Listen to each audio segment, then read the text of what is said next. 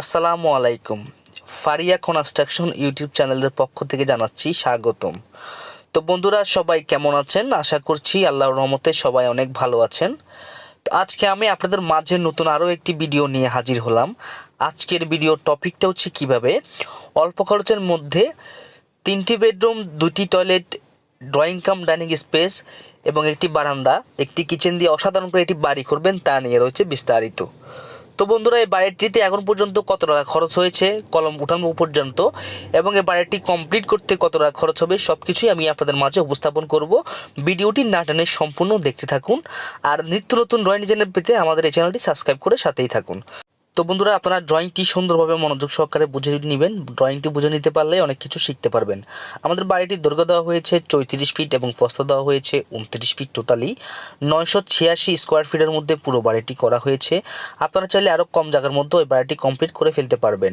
তো আমাদের বাড়িটির মোট 4টি বেডরুম ব্যবহার করা হয়েছে, 3টি বেডরুম ব্যবহার করা হয়েছে, একটি মাস্টার বেডরুম, 2টি কমন বেডরুম। তো সামনের বেডরুমটা সাইজ রাখা হয়েছে 12 ফিট 6 ইঞ্চি বাই 11 ফিট করে, এবং পিছনের ডান পাশের কর্নারের বেডরুমটা সাইজ রাখা হয়েছে 12 ফিট বাই 11 ফিট, এবং আরেকটি বেডরুমের সাইজ রাখা হয়েছে 11 ফিট 4 ইঞ্চি বাই 11 ফিট করে রাখা হয়েছে।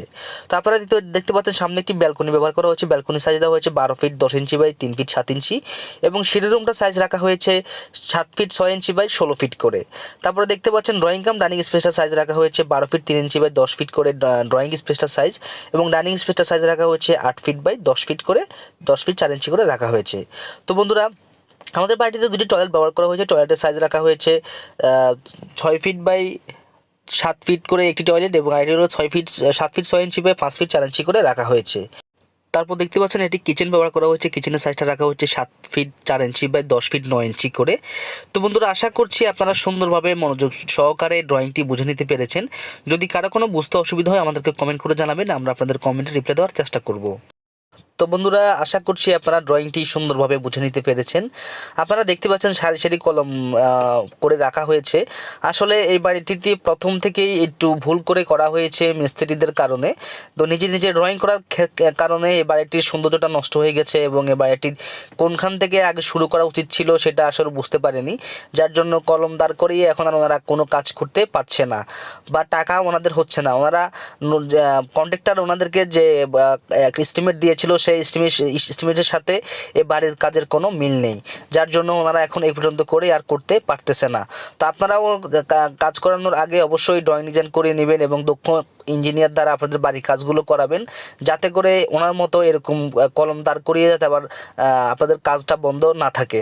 তো বন্ধুরা, সেই দিকে অবশ্যই লক্ষ্য রাখবেন। তো যদি ভিডিওটি ভালো লাগে, ফারিয়া কনস্ট্রাকশন ইউটিউব চ্যানেলটি সাবস্ক্রাইব করে রাখবেন, পাশে থাকা ঘন্টিটি বাজিয়ে দিবেন, যাতে করে নিত্য নতুন ভিডিওটি সবার আগে পেতে পারেন। তো বন্ধুরা, আর আপনাদের উদ্দেশ্যে আরেকটি কথা বলতে চাই, আপনারা যারা বাড়ি করবেন ভাবছেন তারা অবশ্যই বাড়ির ড্রয়িং ডিজাইনের কাজগুলো করিয়ে তারপর বাড়ির কাজ শুরু করবেন। তাতে করে আপনাদের দুটি উপকার হবে। একটি হচ্ছে আপনাদের বাড়ির খরচের একটি আইডিয়া পেয়ে যাবেন, আরেকটি হচ্ছে আপনাদের বাড়ির সৌন্দর্যটা নষ্ট হবে না। তো বন্ধুরা, এই বাড়িটিতে যে কলমগুলোর ব্যবহার করা হয়েছে, কলমের সাইজ দেওয়া হয়েছে 10 ইঞ্চি বাই 10 ইঞ্চি, এবং ভীমের সাইজ দেওয়া হয়েছে 10 ইঞ্চি বাই 12 ইঞ্চি, কিন্তু কলমের সাথে ভীমের কোনো মিল নেই। আপনারা হয়তো বা আমি আপনাদের ভীমগুলো দেখাতে পারছি না।